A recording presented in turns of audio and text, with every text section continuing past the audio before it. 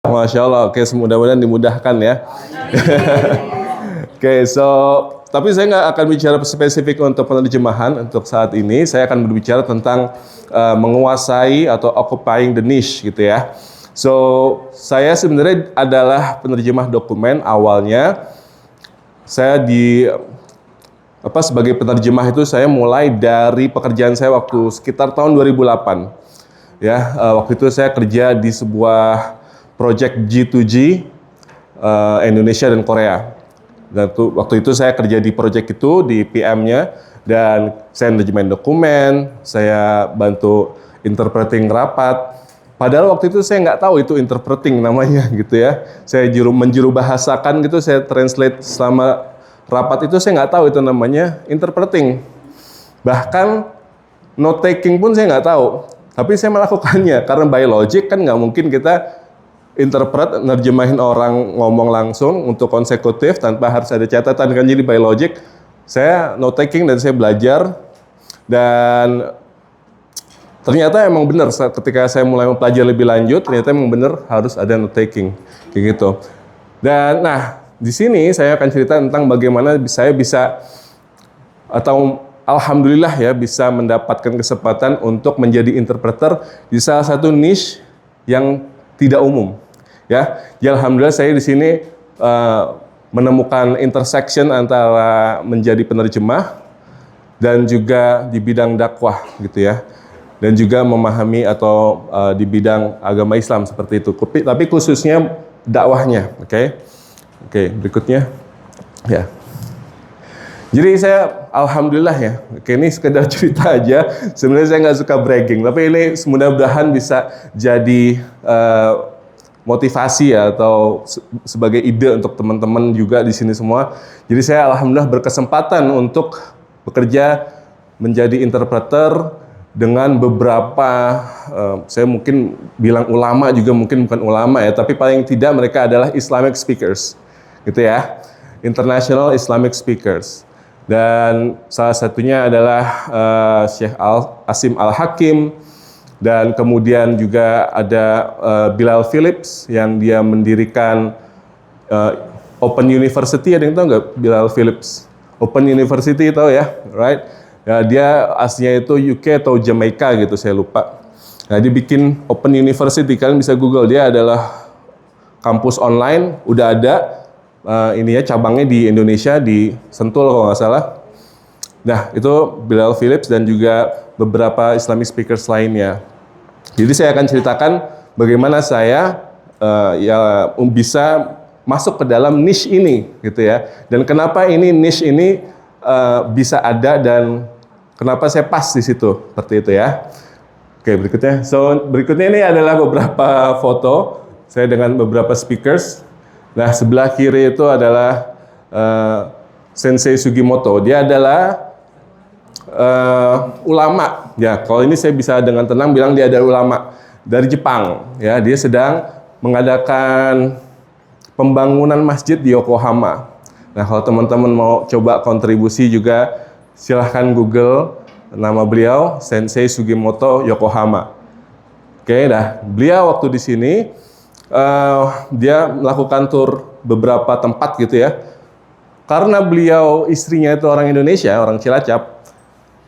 Ya, orang Cilacap. Jadi beliau sebenarnya bisa bahasa Indonesia, tapi saya tetap diminta untuk nemenin beliau.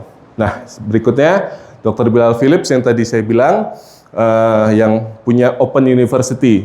Oke. Dan sebelahnya lagi, tahu nggak itu siapa? Ada yang familiar? Yes, Numan Ali Khan, ya, US Pakistan-born US citizen, okay, and he is also one of the prominent Islamic speakers lah ya. Karena bilang ulama mungkin kita belum tahu lah ya apakah mereka dalam kategori ulama apa enggak, tapi paling enggak mereka ada prominent Islamic speakers. Oke, nah sebelahnya itu dari UK, Abu Taimiyah. Mungkin namanya belum terlalu tenar seperti yang lain, tapi kalau lihat dari YouTube-nya dia banyak banget ininya konten-konten dari berbagai macam topik gitu ya, mulai dari pernikahan, pendidikan, terus ya beberapa aspek fikih lainnya seperti itu ya. Nah, yang paling kanan nih, mungkin kalian kenal nggak? Sering nih muncul di meme nih. Ada yang tahu nggak? Ya, Syasim Al-Hakim ya. Nah, beliau waktu itu berapa kali saya sama beliau, dan dia lumayan sering juga ke Indonesia. Dan terakhir dia juga ke Malang nih waktu itu.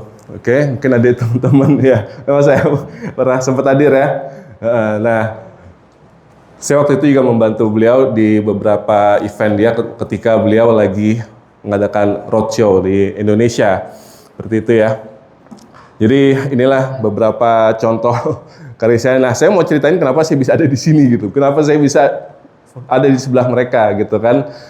Dan mudah-mudahan ini akan menginspirasi. Sebenarnya mohon maaf nih kepada Bu Eli karena judul yang diminta ini mungkin agak berbeda sedikit gitu ya, tapi insya Allah ini akan juga memberikan ide gitu. Ini sebenarnya perluasan dari topik yang diminta ke saya gitu Bu ya. Jadi semoga ini juga bisa jadi insight buat teman-teman.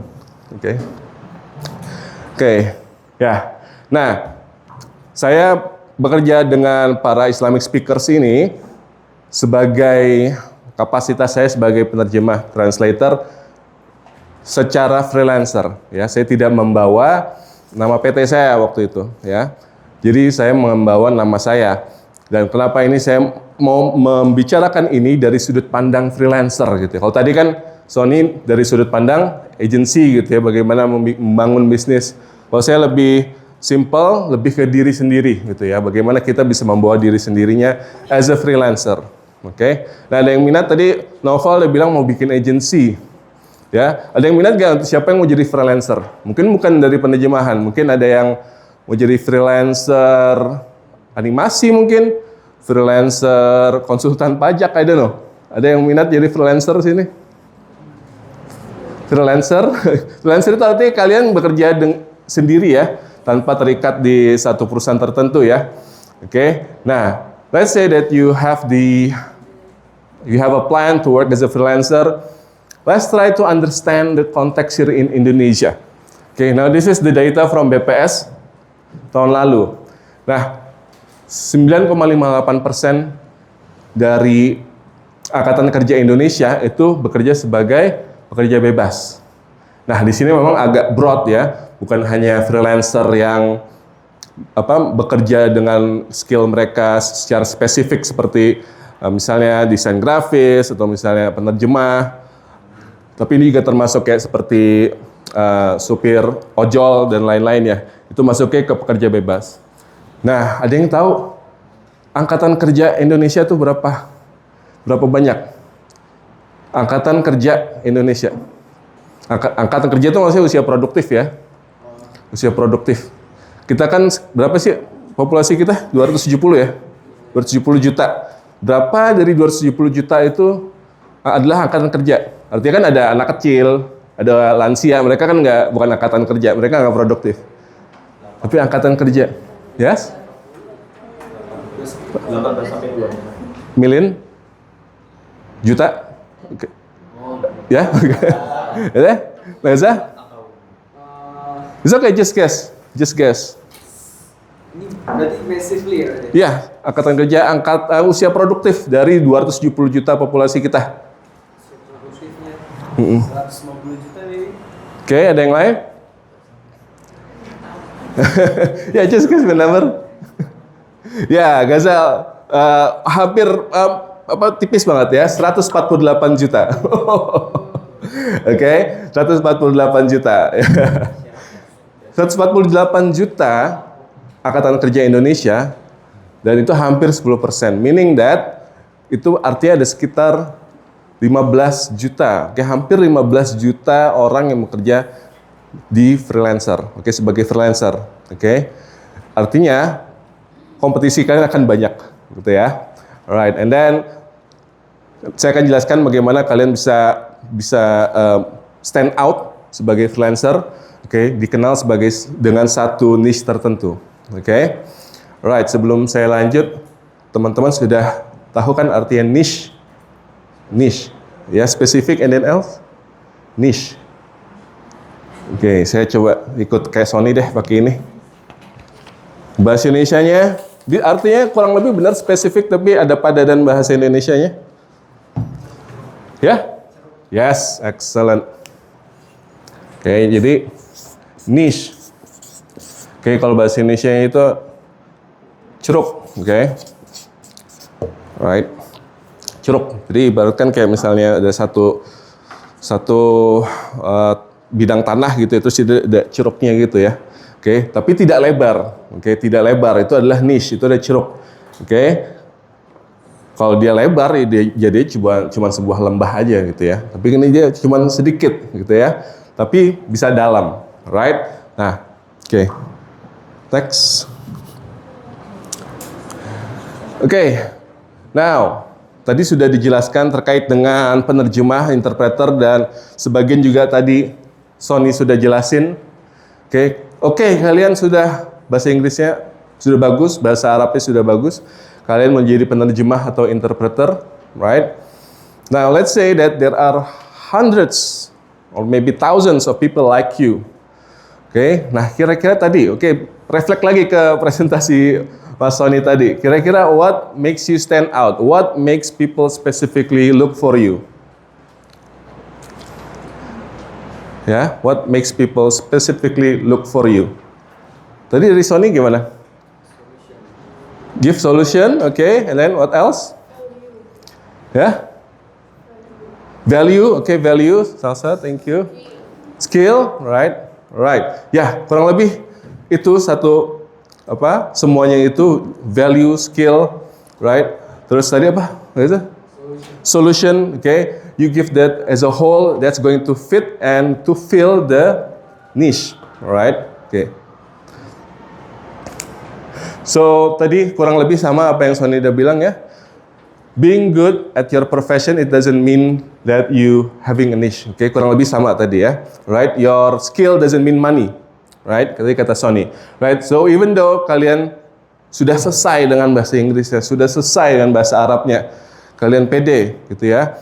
But it doesn't mean money. There are lots of things that you need to do. And then, for this case, for my presentation here, talking about the niche doesn't mean that you have a niche, Bukan berarti kalian langsung punya spesialisasi,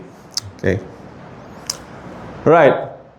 Now when we work as an interpreter, gitu kan, kita bukan lagi masalahnya can I interpret, can I translate, gitu ya, bukan itu lagi. Tapi sudah apa problem yang saya bisa solve, gitu ya. Problem siapa yang saya bisa selesaikan, gitu ya. Dan bukan sekedar bisa selesaikan, tapi juga menjadi sangat bagus dalam menyelesaikan itu, right? So this is what we are going to present here. Next. Nah, nanti saya akan ceritakan juga bagaimana saya bisa end up sebagai penerjemah di bidang bidang dakwah seperti itu ya. Nah, sebelum saya lanjut, saya mau cerita dulu sih. Sebelumnya, kalian tahu foto tadi siapa yang waktu pertamanya itu ada foto siapa yang saya lagi ngobrol berdua? Ya, Dr. Zakir Naik. Beliau waktu itu ke Malang juga tuh. Ada yang hadir nggak? Mas hadir. Ya, teman-teman ada yang hadir nggak? Oh, Masya Allah. Di stadion apa tuh ya waktu itu ya? Ya? Gajayana ya? Alright. Nah, saya 13 tahun sebelum saya ketemu beliau, saya nonton video beliau. Sebelum mungkin 7 tahun, 8 tahun sebelum saya nonton video beliau, saya pernah nonton gurunya beliau. Ya, yang dari Afrika Selatan itu, Syekh. Ada yang tahu namanya, saya juga lupa. Ahmad Didat, ya Ahmad Didat. Waktu itu belum ada YouTube, masih VCD. Tahu VCD, ya dulu itu belum ada YouTube, masih VCD, ya. Jadi saya sudah nonton, ternyata ada loh kayak dakwah yang kayak gini, gitu kan. Terus ya waktu itu cuman saya nonton karena ada VCD di rumah dan ada yang saya kenal punya VCD-nya gitu kan. Dan kemudian YouTube. Nah, saya nonton beliau. Mulai dari Zakir Naik, terus kemudian Numan Alikan. Jauh sebelum saya ketemu semua yang ada di foto itu, saya nonton video YouTube mereka, gitu ya. Dan saya menjadi suka, dan saya menjadi tahu istilah-istilah, saya jadi tahu bedanya pray dan sholat. Ketika orang bilang pray itu apakah dia lagi ngomongin berdoa, supplication, atau pray dia lagi ngomongin sholat, right? Nah, kalian sebagai yang belajar bahasa juga harus bisa membedakan konteks kan. Kadang pray itu bisa artinya berdoa, supplication, tapi ada yang bisa artinya sholat. Saya jadi tahu bahasa Inggrisnya hadis apa, bahasa Inggrisnya sahabat apa, seperti itu ya. Nah, dari situ ilmu-ilmu, ya bukannya ilmu ya sih, jadi pengetahuan lah ya, pengetahuan yang saya dapatkan dari nontonin video-video para pembicara itu. Nah, itu menjadi knowledge saya. Dan kemudian saya bisa interpreting, itu saya gabungkan. Dan saya juga kemudian setelah saya udah punya ilmu tersebut, oke, saya baru ketemu yang namanya komunitas dakwah itu, ya. Sebagai satu konteks ya, bukan kebetulan, maksudnya di beberapa tahun belakangan ini lagi marak event-event Islamik yang mengundang pembicara dari luar. Oke, saya kurang tahu kalau di Malang, tapi beberapa pembicara yang tadi itu hampir pasti ke Malang, ya. Karena Malang ini, ya saya bisa bilang ada tokoh-tokoh lah yang suka mengundang mereka. Dan teman-teman ada tahu Cafe Lafayette nggak? Ya, cukup terkenal di sini ya. Ya, pasti kalau ada pembicara dakwah dari luar itu pasti diundang ke sana. Karena ownernya itu juga punya satu kepedulian terhadap dakwah gitu ya. Jadi saya baru tahu ada komunitas seperti itu, khususnya di Jakarta ada banyak IO sekarang ngadain ngundang-undang dari luar, gitu ya. Ada banyak, mulai dari Muslim United, terus apalagi itu ya, The Strong Miner, The A-Team, banyak anak-anak IO yang mengundang. Ada juga yang mulai dari webinar dulu karena mereka mungkin belum bisa ngundang mereka ke Indonesia gitu kan. Semuanya saya gabungin, mulai dari saya punya knowledge tentang istilah-istilah Islam, kemudian saya juga udah punya ilmu sebagai interpreting, dan saya punya knowledge tentang bahwa ada komunitas itu, saya baru bisa menguasai atau saya baru pede untuk ngisi niche sebagai Islamic interpreter atau interpreter untuk topik Islam. Oke, right. Next. Yeah. Right, so being everything to everyone doesn't work. Right, this is what we need to have in mind, okay, dalam presentasi saya ini ya. Jadi, we're going to talk specifically about occupying the niche, okay. So tadi udah jelasin juga pentingnya untuk punya spesialisasi, right. Kalau kamu cuma bilang saya interpreter, mungkin oke, orang udah tahu. Tapi kalau you say that saya interpreter yang spesialisasi di perbankan, saya spesialisasi isu perburuhan dan lain-lain, is going to give you more value. Okay. Right. So here saya mau memperkenalkan 4C framework. Right. Jadi pertama itu adalah curious, okay. Terus clear, courageous, dan credible. Nanti saya akan jelaskan satu-satu. Okay. So 4C framework. Yang pertama itu curious. Oke, curious apa tuh curious? Yes, oke, penasaran, oke. Penasaran means that kalian itu punya rasa ingin tahu dan you pay attention to detail, right? Kalian nggak sekedar ngerjain satu hal terus selesai, oke, udah selesai, enggak. Oke, curious means that you have the willing to know more, oke. Nah, saya mau ada cerita sedikit berikutnya. Ya, ini mungkin menurut saya yang membedakan orang yang curious dengan yang nggak curious, right? Jadi awal banget saya mulai masuk ke event-event dakwah seperti ini, waktu itu saya sebenarnya diajak juga. Jadi saya punya teman, let's say Mr. A, oke? Sebut saya Mr. A, teman saya. Jadi dia yang dihubungin IO-nya, waktu itu Syekh Asim, Mufti Meng waktu itu, terus dia yang minta saya. Nah, kita waktu itu duduk kurang lebih settingannya kayak gini. Jadi sistemnya itu kita pakai web captioner, speech to text gitu ya. Jadi kita ngomong terus jadi teks, tembak ke layar besar gitu ya. Nah, kita bekerja settingannya kurang lebih kayak gini. Nah, kenapa saya mau cerita ini? Karena ini adalah pembeda untuk orang yang curious dan nggak curious. Dan Mr. A dengan saya, walaupun dia yang awal banget ngajakin saya, tapi yang akhirnya yang bisa langgeng untuk jadi interpreter terus di bidang dakwah ini jadi saya. Karena pembedanya apa? Karena saya curious. Saya pengen tahu. Sementara beliau datang, kerja, selesai, pulang. Oke? Dia nggak ada rasa ingin tahu. Kalau saya lihat ini hijau-hijau apaan gitu. Ini namanya dulu web captioner. Oke, ini sistem yang bikin speech to text. Oke, kalau mau ngadain pelatihan juga bisa nih ya, kalau jadi salah satu mode penerjemahan juga.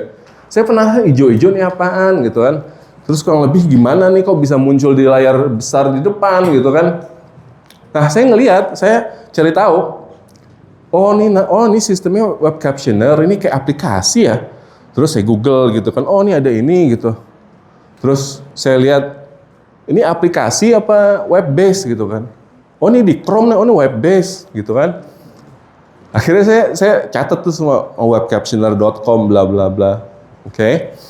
Nah, setelah pulang saya ada knowledge baru bahwa ada namanya web captioner. Sementara teman saya Mr. A tadi dia doesn't give a damn about the system, dia cuma datang kerja selesai udah pulang, right? That's going to give you a different another mile dibanding teman kamu. Kalau dibanding teman kamu yang nggak curious, right? So for those of you who are still young, of course all of you are still young, be curious, right? Be curious, right? Know more, try to know more, okay? Jadi bukan sekedar datang kuliah, selesai, pulang. Tapi coba cari apa lagi yang bisa kalian pelajari, okay? That's about curiosity. Okay. Next. Yeah. Okay, this is about identifying the gap. Okay, let's say that this is clear, right? Nah, di sini setelah saya tahu oh ini ada web captioner, ya kan? Saya tahu oh saya kerja itu pakai web captioner bisa loh dipakai di acara-acara dakwah, di acara-acara Islamic speaker gitu kan? Saya langsung mikir siapa lagi yang bakal datang nih, gitu kan? Pertama tadi siapa speakernya yang tahu? Mufti Meng, ya. Pertama itu Mufti Meng yang tadi saya ceritain, ya. Nah, ini bisa gue pakai nih kan. Ini pengetahuan baru nih, kesempatan baru gitu kan. Saya udah langsung tahu nih, ini gue bisa gue pakai nih gitu kan. Berikutnya saya tahu nih, ini peluang nih, oke. Nah, berikutnya siapa yang akan datang nih? Gua tahu, saya tahu tuh nggak ada lagi. Tanya Pak Sony. Yang bisa speech to text itu siapa lagi? Waktu itu adanya tahu nggak? Fast typist. Jadi diketik, orangnya harus cepat ngetiknya. Fast typist. Dan itu mahal banget. Mungkin waktu itu kita kerja, let's say 500.000, dia mintanya 2,5 juta. Jadi sekitar 5 kali lipat. Oke? Dan ada fast typist itu dia setupnya ini harus setup dia punya karena dia keyboardnya itu yang mekanik lah apa gitu, jadi harus spesifik punya dia banget. Dia nggak mau kerja laptop orang, keyboard orang, nggak mau ribet. Nah, saya lihat itu sebagai niche. Orang nggak banyak yang bisa di sini speech to text pakai web captioner. Nah, saya identify itu, saya lihat itu sebagai peluang. Oke. Nah, berikutnya. Right. Nah, saya nggak ahli Quran nih seperti Sony sebelumnya ya. Jadi, of course kita ada mungkin ayat yang sangat familiar ya. Kalau kita mau ada sebuah isu, kita harus datang ke ahlinya.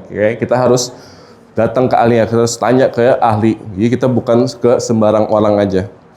Jadi niche itu pasti ada gitu kan, dan biasanya itu adalah ketika ada sebuah isu, right? Ada sebuah kebutuhan, tapi orang yang bisa menghandle itu, bisa solve itu nggak banyak, right? Coba bayangin, bayangkan ada project untuk pipa minyak atau gas di bawah laut, tukang las dia yang biasa, mungkin yang di rumah kalian biasa ngelas pagar, mungkin bisa ngelas pipa besi, ya kan? Right? Misal let's say ada 100.000 tukang las, bisa kalau di daratan. Nah, kalau pipa besi itu ada di bawah laut, kira-kira berkurang nggak jumlah tukang las yang bisa ngerjain itu? Berkurang kan? Right? So there is a problem and there's few people who can solve it. That's the niche. Oke, jadi ketika kalian nanti let's say that you want to develop your career as a freelancer or probably anything, right? This is talking about being a specialist ya. Try to find an issue that not many people can solve, right? So that is the niche. Okay. Okay, next. Right, so this is how I identify my gap ya. Jadi kita coba cari gapnya. Tadi contohnya misalnya apa? Tukang las ya. 100.000 tukang las bisa ngelas pipa besi. Tapi ketika pipa besi itu ada di bawah laut, ya pasti nggak semuanya bisa kan, right? Ada kualifikasi tertentu, ada pengalaman tertentu, ada skill tertentu yang harus dimiliki, right? So in this case saya lihat banyak interpreter, saya bisa aja lempar ke Sony gitu kan. Tapi apakah Sony tahu yang tadi saya bilang, contoh ya, Bray, contoh, apakah dia tahu bedanya pray antara itu salat dan supplication, right? Oke, right, dan oke, mungkin apakah dia tahu nama-nama sahabat? Familiar dengan Rasulullah. Oke, right, contoh ya, Bray, maaf ya, Bray. Nah, saya fewer interpreters, Islamic terminologies, right? And even fewer understand the context of dawah. So I see that as an opportunity, right? Nah, itu kembali lagi ke careers, right? If you want to be stand out from the others, okay, if you want to be known for one thing, okay, so you have to identify the niche. Okay. Okay, next. Nah, mungkin sedikit ya. Setelah kita identify the niche, ini agak sedikit menyamping sedikit ya. Mungkin kan karena kita sudah niche, right? Klien kita kan juga nggak semuanya kan. Tukang las bawah laut tadi, ya mungkin kliennya juga bukan kontraktor biasa gitu kan. Pasti kontraktor yang spesialis ngerjain bawah laut. Right, so you have to identify the potential clients as well, right? Nah di sini mulai dari konteks, ya. Nah mungkin bisa dibuat pembahasan sendiri, tapi ini sebagai tambahan aja. Nah kira-kira mereka sesuai gak sama niche kita? Let's say you wanna be di bidang animasi, let's say spesialisasi kalian adalah untuk gaya manga, let's say, oke? Nah kalian cari potential clientsnya, ya mungkin yang gayanya seperti itu, oke? Now, right, next challenge. Nah, challenge-nya ini sesuai nggak sih apa yang kalian tawarkan? Di konteks saya tadi kan untuk dakwah yang mereka kesulitannya ada mencari interpreter yang tahu dunia dakwah, kayak gitu ya. Capacity. Nah, ini penting nih, soalnya soal duit nih, ya. Can they pay me? Oke, can they pay me? Right? Apakah mereka mampu? Nah, sebenarnya ada beberapa cara untuk kita memahami apakah kita mau dibayar pakai duit atau hal lain gitu ya, right? Itu mungkin bisa jadi diskusi sendiri. Tapi buat saya, apakah saya mau bukannya gratisan sih? Maksudnya apakah saya mau gitu ya di hire? Mungkin apakah itu dengan bayaran rendah atau misalnya tidak dibayar sama sekali? Saya lihat beberapa hal. Oke, ini bisa juga sebagai ini. Kalau kalian, let's say kalian bayarannya sedikit, tapi kalian punya kesempatan untuk jalan-jalan ke Jepang misalnya, kira-kira mau nggak? Untuk kerjaan 1-2 hari, duitnya nggak banyak, tapi kalian mempunyai kesempatan untuk ke Jepang misalnya, kira-kira tertarik nggak? Okay, alright. And then let's say duitnya nggak seberapa, tapi kalian punya kesempatan untuk jalan-jalan gitu ya. Terus kalian ada satu tokoh nih yang sangat kalian suka, kalian idolakan, dan kalian punya kesempatan ketemu dia di acara itu. Kira-kira menarik gak? Tertarik gak? Oke, so ya. Jadi ada beberapa, kalau kalian dalam hal negosiasi itu nggak semuanya itu adalah tentang harga ya. Harga itu akan fleksibel jika kalian mendapatkan benefit lain. Itu it's for another discussion. Oke, connection. Kira-kira mereka bisa kita hubungin nggak sih? Ya. Nanti saya kasih contoh bagaimana saya menghubungi satu IO ini, right? Untuk saya bisa engage dengan mereka. Terus continuity, kira-kira mereka acaranya ini rutin nggak sih? Seperti itu ya. Oke, next. Okay, so don't just learn your profession, okay? Learn the context where you want to specialize. Okay, anything you do, right? Just don't learn profession, but try to be specialized, okay? Okay, next. Okay, sekarang sudah tahu nih. Saya udah tahu. Saya bisa apa? Saya tahu kebutuhannya apa. Okay. Nah, berikutnya apa? Berikut yang saya bisa lakukan berikutnya apa? Oke, nah di sini saya waktu itu saya udah tahu, saya bisa interpreting, ya kan? Misalnya Noval, kalau kamu bisa translate, kamu topiknya apa? Misalnya satu topik yang kamu pengen banget kerjain atau kamu kuasain lah, let's say. Support. Olahraga. Sport, oke. Ada spesifik olahraga tertentu? Bulu tangkis, masya Allah, oke. Kamu suka, kamu knows a lot about badminton, ya kan? Oke, terus kamu identify the gaps, gitu ya. Oh, ini ada nih kebutuhan untuk jadi penerjemahan dokumen di bidang ini, di topik ini, gitu ya. Nah, berikutnya apa? Right, berikutnya apa? Nah, contoh saya waktu itu, ketika saya sudah tahu ada niche-nya, saya bisa, yang saya lakukan adalah very simple. Saya ketika ada iklan nih, ternyata ada Syekh Asim mau datang. Oke, Syekh Asim mau datang. Waktu itu IO-nya dari Jogja. Ada iklannya jebret di IG. I do very simple thing. Kira-kira yang bisa tebak gak saya ngapain? Untuk hubungin mereka. Saya lihat iklan mereka, postingan mereka di IG. How do I approach kira-kira? Kayak gimana?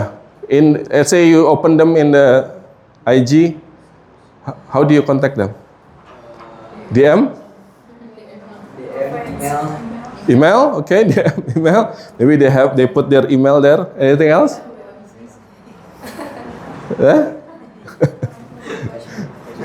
Okay, yang saya lakukan cuma simple.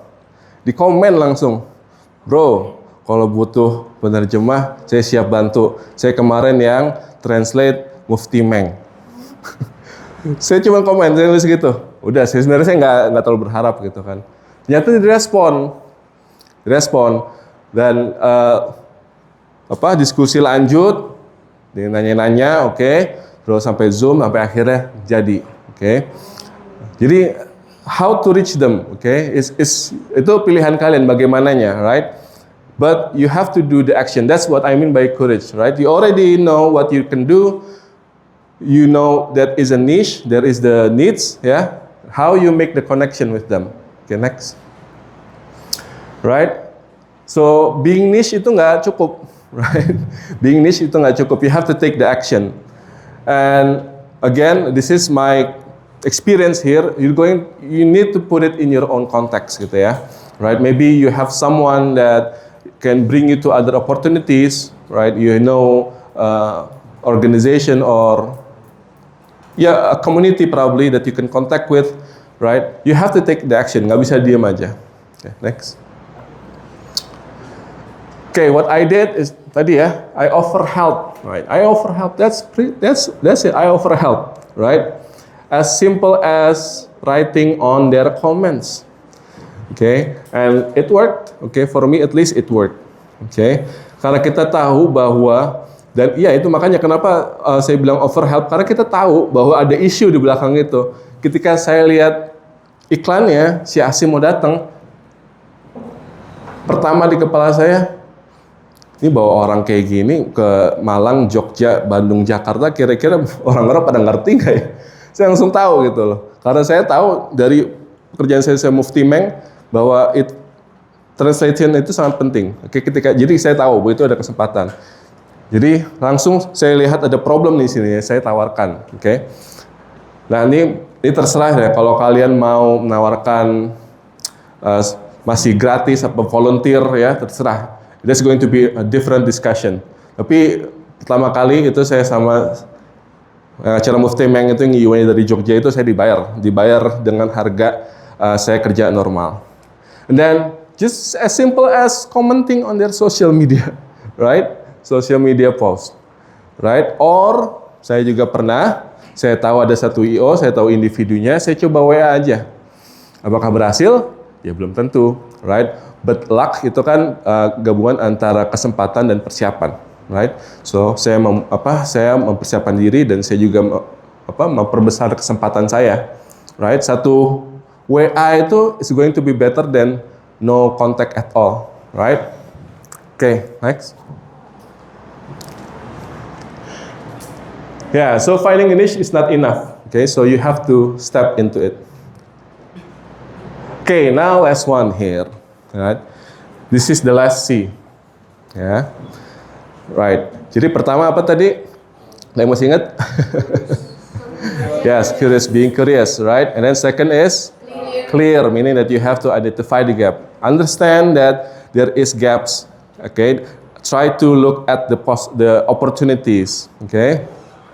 Okay, and then ketiga apa tadi?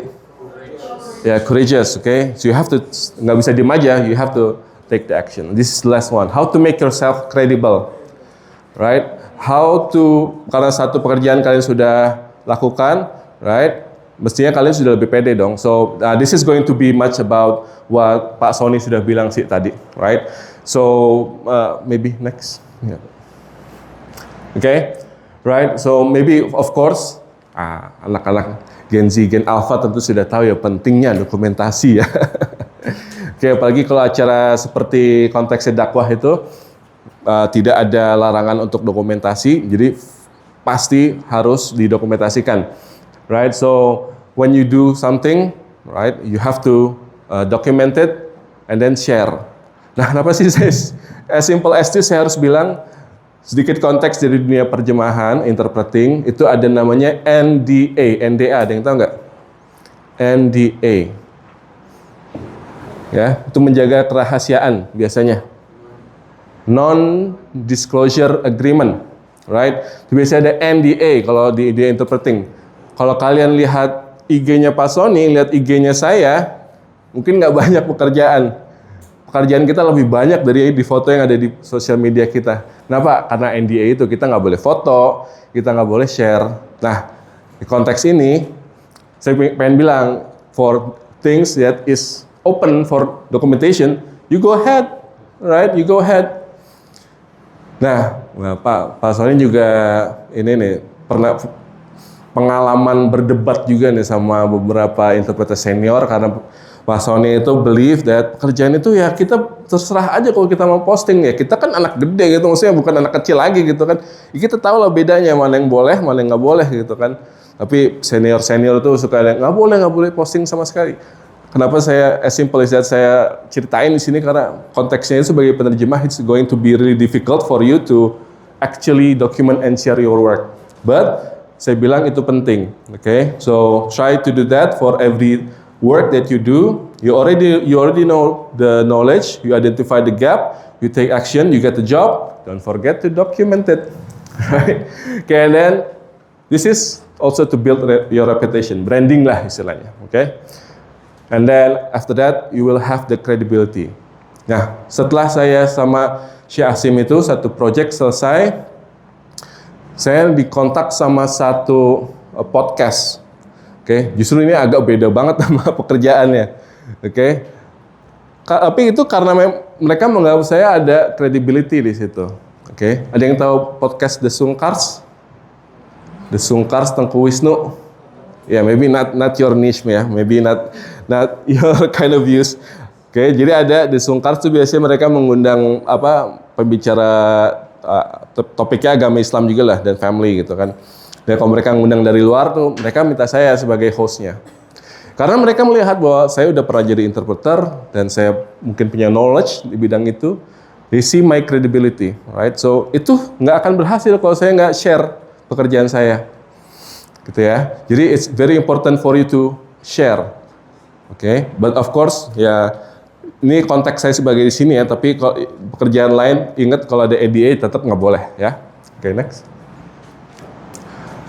Ya, mungkin saya nggak panjang-panjang aja. Right? So again, you have to be curious, stay curious, find things that probably not a lot of people know. Okay? And then also identify the gap, find the gap.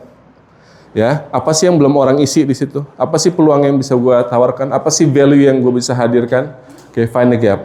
And then also have the courage to take action. Karena niche sendiri, skill sendiri nggak akan cukup kalau kalian tidak melakukan sebuah satu hal yang bisa membuat kalian stand out. Kalau tadi Pak Sony bilang tuh kayak contohnya elevator pitch, right? That's one thing, that's the action that you can do. And then, okay, you already have the project, okay, but that don't forget to build your brand, okay, be credible, right? So that's the 4C framework, okay, for you to get the idea of how to get the niche that you can master, right? Nah, untuk tetap connect sama topik yang diminta sama UMM, okay, terkait dengan bagaimana mendapatkan klien dari Timur Tengah, right? Specifically Timur Tengah, mungkin saya ada Syekh Asimis sendiri ya gitu ya. Tapi if you want to have clients or punya atau mau tahu potensi bisnis engaging dengan negara-negara Timur Tengah, oke? Beberapa yang mungkin saya bisa share adalah sekarang Saudi itu sudah lebih terbuka ya. Dan terakhir itu ada expo atau exhibition di Istiqlal nggak salah Jakarta, itu sangat besar, right? So what I see di sini peluang dari negara-negara Timur Tengah itu sudah lebih luas, lebih banyak dari sebelumnya karena negara-negara itu sudah lebih terbuka sekarang. Mereka punya cultural events, Islamic events kayak gitu ya. So you can coba kontak sama kedubes maybe. And then not only Saudi, you can also try to get to know more about the countries in the Gulf. Right, partnership with the embassy of the Gulf countries. Ya, coba cari tahu program mereka apa. Biasanya mereka punya atasnya sendiri kebudayaan. Nah, itu biasanya mereka memberikan informasi apa kegiatan yang mereka lakukan di Indonesia. Dan Islamic events ya contohnya kayak saya tadi ya. Oke, mungkin kalian itu juga bisa kontak dengan negara-negara Timur Tengah. Terakhir ya, salah satu bidang yang banyak melibatkan penerjemahan adalah publisher, dan saya tahu teman saya juga ada banyak yang di sini di bahasa Arab ini, dan itu menjadi profesi mereka. Okay, so these are the potential clients if you want to engage with the countries from the Middle East. Okay, alright, next. Ya, itu dari saya. Alright, so again be curious, okay, and then bukan curious aja, tapi you have to identify the niche juga. Potensial apa sih gitu ya. Right? And then bukan hanya itu saja, you have to berani ambil aksi. Okay? After that, you have to build your brand. Okay? It's the 4C framework. Okay, now before we go into the Q&A, I have here 3 books. Still brand new guys, masih plastikin ya. Okay, you can see it for yourself. Buku ini sebenarnya adalah buku favorit saya. Tapi saya beli lagi untuk kalian, okay? So I open the floor for Q&A, right? And then we will see ada beberapa question, right? But the top 3 question are going to win this book, ya. Saya kasih lihat nih bukunya. Nah ini nih, berani tidak disukai.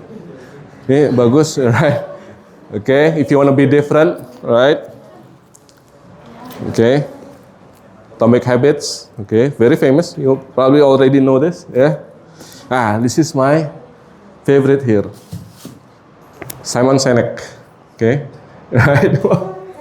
Okay, 1, 2, 3. Alright, okay, kita will start with 3. Ingatan saya sangat pendek, jadi tanya dulu baru jawab, okay?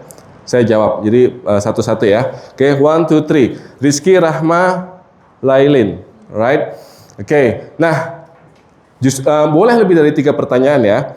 Nah, kalau saya bilang ini buku juara 1, juara 2, saya mungkin kalian belum tentu mau buku yang saya kasih.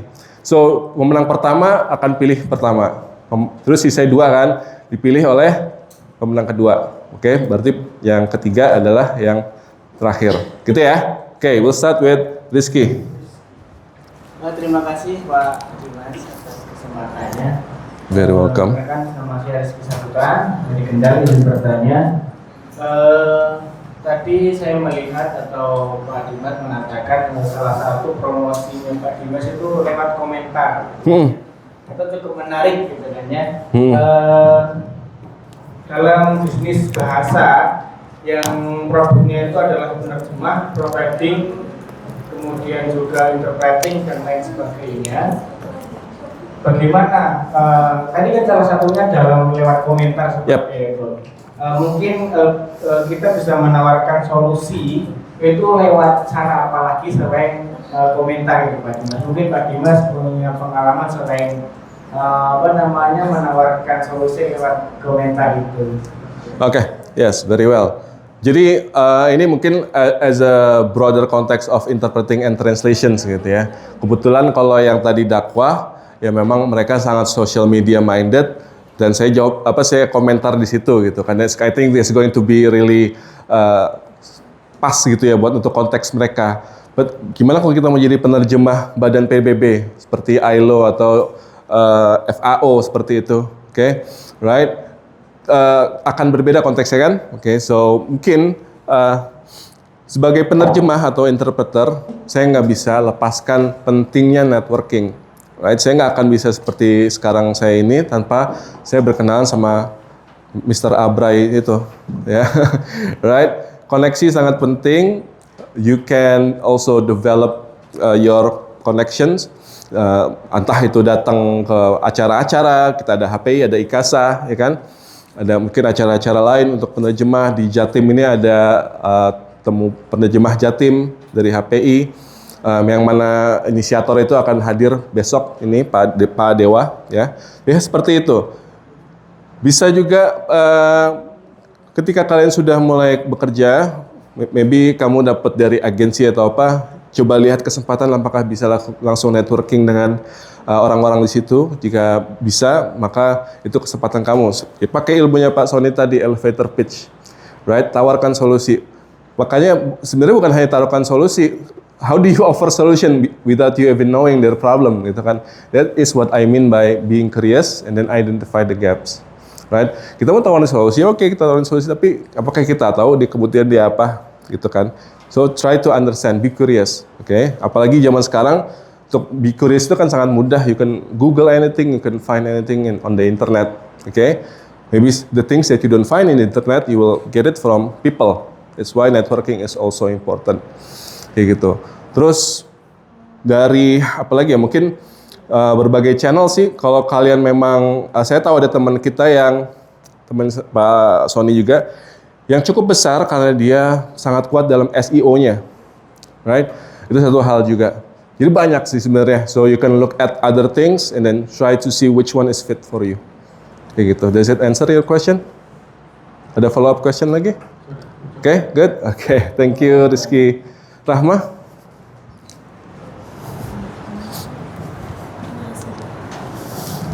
Dari penjelasannya Bapak Ibu tadi kan Bapak sudah banyak menemani para chef yang besar-besar dan sebagainya bahkan baik dalam negeri maupun luar negeri. Pasti di situ kan ada tantangan sendiri gitu kan. Kira-kira nih apakah sih tantangan yang memang benar-benar ada dan memang setiap saat itu hampir tantangannya itu sama dan pasti kan banyak requestan juga dari berbagai klien-klien gitu. Ya, oke. Tantangannya in terms of linguistic ya. Jadi mungkin tantangannya tentu aksen, ya. Aksen. Tapi biasanya sih mostly yang tadi foto itu mereka sih I don't have problem with their accent kecuali Zakir Naik. Gitu ya. Dan sebenarnya in terms of accent juga kayak Zakir Naik itu ketika dia di panggung sama di luar panggung aksennya akan sangat beda. Sebenarnya ketika di panggung itu his best accent. Itu paling jelas dia ngomong di atas panggung. When he's off the stage, saya nggak ngerti. Saya benar-benar susah banget untuk memahamin dia karena ngomongnya cepat dengan aksen Indianya itu. gitu kan. Tapi ketika dia di panggung, dia tahu dia di panggung didengerin orang, dia akan berbicara sejelas mungkin gitu kan. That is one thing. Terus kedua ya paling logistik lah gitu ya. Misalnya kalau satu safari itu kan beberapa kota, terus ya lebih ke logistik sih, teknis aja gitu, kayak misalnya persiapan kita bawa alat-alat, laptop, internet gitu. Saya pernah waktu itu ke sebuah pesantren di dekat Batang situlah, itu sinyalnya hilang tiba-tiba kayak gitu sih. Jadi secara teknis mungkin logistik. Terus terakhir mungkin yang saya tantangan adalah saya nggak banyak untuk ngikutin mereka privately, tapi ketika ada tuh biasanya saya juga akan kesulitan untuk misalnya minta permintaan lain selain dari penerjemahan gitu ya. Saya bawain tas kayak gitu, right? You have to know which limit sih, memang harus tahu. Dan salah satu kode etik dari penerjemah, interpreter, itu juga harus menjunjung tinggi profesi. Artinya kalau diminta job yang di luar job desk itu harus ditolak, But fleksibilitasnya you only know, right? Di acara safari itu anything can happen. Kalian bisa diminta angkatin koper, kalian bisa diminta manggilin sopir. Fleksibilitas itu hanya kalian tahu gitu ya. But you have to know that as interpreter, kalian junjung tinggi sebagai interpreter penerjemah dengan benar-benar menghargai profesi kalian gitu. Jadi jangan sembarangan terima job juga gitu. Does it answer the question? Thank you Rahma. Last one. Kalau ada yang mau lagi? Ini nggak terbatas 3 ya. 4. Lelin dulu. Terima kasih atas kesempatannya. Perkenalkan saya Lelin Widayati. Saya ingin bertanya mengenai how to survive dengan niche yang kita miliki dalam terutama dunia agensi yang memang bentuknya sangat besar ya, dan bagaimana menjaga keunikan dari niche yang kita miliki. Alright. In terms of survive, nah kalau niche seperti ini, this is very specific niche gitu kan, dan saya bisa dengan yakin bilang bahwa untuk ini, let's say ini IO yang biasa ini, dia mau pakai orang lain, saya bilang silahkan aja, coba nanti hasilnya gitu. Saya yakin itu, karena ini sangat spesifik. But on the other hand, untuk sangat spesifik ini nggak banyak memang. Jobnya mungkin setahun sekali, gitu ya. Mungkin 2 tahun depan baru ada lagi gitu. Jadi ada kelebihan kekurangannya. Nah, gimana survive? Ya kita coba bawa ke konteks yang lebih luas, interpreting as of general topik gitu ya. Apalagi terkait dengan agency. Ya tentu saja bangun hubungan baik dengan owner lah gitu ya, agency owner. Dan kita sebagai manusia juga harus sadar gitu kalau dia kasih kita kerjaan, nih hormati dia gitu kan. Dan coba cari tahu dia sukanya apa. Ada misalnya kayak saya orangnya sangat suka kasih informasi. Acaranya di sini, lu ketemu sama ini, nomor teleponnya ini, lu jalan gitu. Ada yang nggak suka gitu, yang maaf ini acara di ruang apa ya, dia diam nggak ngasih tahu, suruh cari sendiri, kita ada juga. Jadi coba cari tahu. Owner ini kan nggak banyak, agency ini kan nggak banyak gitu kan. You can just try to know more gitu ya. And then of course build the network gitu. Kalian udah punya akses Pak Sony, nanti ada Pak Dewa juga. Coba build network with these owners gitu. Mungkin itu dari saya. Does it answer your question? Apalagi tadi? Terus tadi untuk menjaga keunikan. Right, ya unik. Nah, ini ya. Jadi, of course, you have to get to know the updates gitu. Apa yang terkini? Karena seperti tadi web captioner tadi kan, ini baru buat saya waktu itu kan. Saya tahu ini belum banyak orang tahu gitu. Jadi saya lihat itu sebagai sesuatu yang saya harus kuasai gitu. Jadi harus up to date dengan perkembangan khususnya teknologi ya. Now in terms of AI, try to see how it can help you. Right? AI itu nggak terlarang ya guys. Ya, itu bisa bantu kalian, sebagai alat, bukan untuk menggantikan pekerjaan kalian. Jangan rely your quality on the machine gitu ya. Tapi you can use it to help your work as well. Jadi understand the updates, the investments khususnya dalam bidang teknologi. Dan terkadang akan ada topik-topik yang berkembang gitu ya, misalnya dalam hal perburuhan gitu kan. Perburuhan selama ini gaji. Di satu sisi ada pembahasan tentang keselamatan perempuan di tempat kerja gitu. Jadi try to see the development of things gitu, in terms of the topics, the technologies, the available modes sebelum saya ini nggak ada yang kerja pakai web captioner gitu. Setelah itu baru setelah orang-orang teman-teman tahu saya kayak gitu, ada yang mulai pakai kayak gitu. Jadi itu sih, try to kuasain update terkini. Okay, does it answer the question? Okay, thank you Lailin. Okay, Mas Gaza. Masya Allah ini namanya. Pertanyaan Pak. Ya. Jadi Enggak, nama saya Dimas kok. jadi gimana caranya kita yakin bahwa that's really our niche gitu. Oke. Mungkin kita coba udah menemukan problem, kita menemukan uniknya, terus pas kita coba it failed gitu, ternyata kliennya nggak suka, ternyata kurang. Dan gimana caranya bahwa kita yakin bahwa itu niche kita, apakah di successful project or maybe. Okay, all right. Yeah, of course. At one point you're going to start, right? You're going to think, oh, this is one thing that I can do, right? And then let's say that you have the opportunity to do it, right? And then menurut saya nggak ada yang fail 100%, right? There's always things that you can learn, right? So you have two choice. Either you say, okay, probably I don't fit here. You stop doing in that topic. You go for another one, or identify the mistakes, right? See what is lacking from your first project. Okay, how to move from that, right? So I think that's pretty simple, right? It's either you decide, okay, I quit here, go for another one, or you identify what is lacking and then you improve that. Okay, does it answer your question? Excellent. Okay, any other questions? Okay, all right. So we have 4 questions ya. Okay, keputusan panitia tidak boleh ganggu. Okay, first ya. I choose, Rahma, because challenges is important, ya. Let's give a round of applause. So challenges itu juga satu hal kita bisa lihat karena itu juga bisa menjadi improve ke depannya gitu ya. So very good. Which one? Which one? This one? Okay. Very good. Okay, very well. Yang kedua, kira-kira siapa nih? Nah saya dari sudut pandang agency owner ya. Saya rasa tadi Lailin itu pertanyaan menarik karena bagaimana bisa tetap terhubung sama agency gitu ya, dan juga bagaimana bisa tetap punya atau develop niche-nya seperti itu ya. So I think Lailin is number 2. Let's give her an applause. Which one? Right, semoga bermanfaat.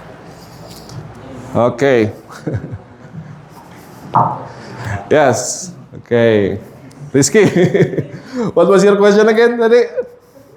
Pertanyaannya adalah bagaimana kita menawarkan solusi kepada klien. Wah, susah nih.